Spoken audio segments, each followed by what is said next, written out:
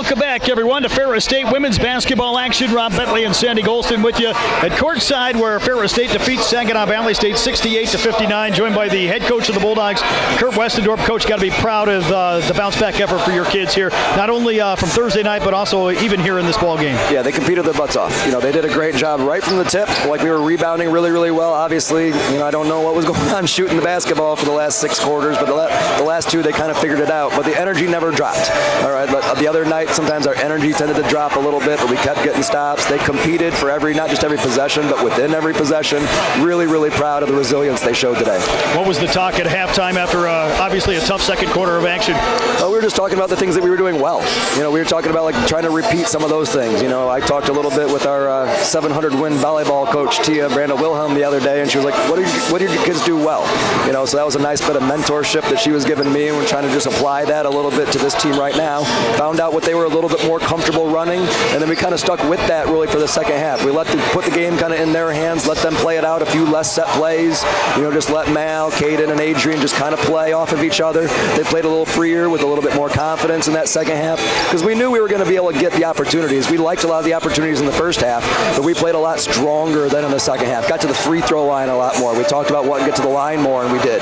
Obviously, you had some kids that stepped up, made some big plays for you down the stretch. Zoe Anderson hit a couple big shots for you. Adrian, after a tough day shooting the ball, scored on a big play inside, and then comes back down defensively and gets a big block. Yep, Adrian will probably admit, when you miss a few days or a week or so where you're not able to do a whole lot, when she came back in, she was a little bit rusty, and that's fine, but she competed. And then I definitely want to touch on Zoe Anderson, knocking down those 2 big shots. I mean, that was probably the biggest momentum swings the entire game. So, she'd struggled a little bit if you look at her percentage-wise shooting the ball, but we see her shoot every day in practice, so she knocks them down. She had that confidence to step up in that moment and rise to that moment, and that's huge for us. If we can keep getting her to be taking those shots in those big moments, that's going to make our team really tough to beat. Minus Chloe Idoni today, but talk about the play of Maya Hiram. Obviously came on 14 rebounds here, and you did a great job with the glass, really helped provide some valuable minutes inside. Yeah, she had a great mindset. She's a competitor. Maya, she might make a few mistakes here and there like a lot of freshmen do, all right, but she absolutely competed her butt off. You see it on the boards. She had 14 rebounds, all right. You get stepped into this role, sometimes you can be a little scared of it, and she definitely wasn't scared of it.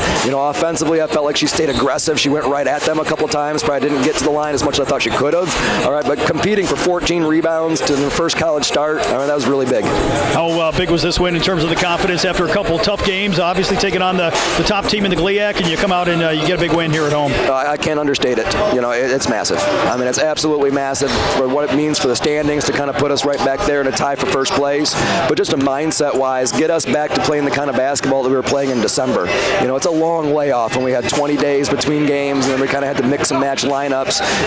Trying to find that rhythm, it's not easy to do. The basketball is a long season, so it was really nice to get us back to where I really think that we'll kind of keep that momentum going, because the next one's a pretty big one. It's been circled on the schedule for a long time, going down to GV, and hopefully we'll have that confidence from this kind of a half, and we'll roll right into it.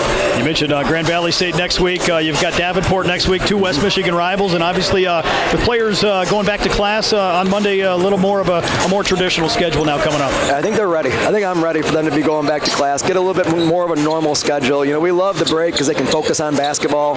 They can really be having their minds really with the sole focus. But these kids, they're here to be student athletes. They need to be going to class. Sometimes they come to basketball a little bit better, all right, because they've been mentally engaged a little bit throughout the day. So I'm looking forward to sending them off to their classes, having some balance in their life, and being back to compete against Grand Valley and Davenport. Well, Coach, congratulations on the win. Big win here today for the Bulldogs, and we'll talk to you again next week. Thanks, Rob. We'll be back with more Ferris State basketball in 2 minutes right here on Sunny 97.3.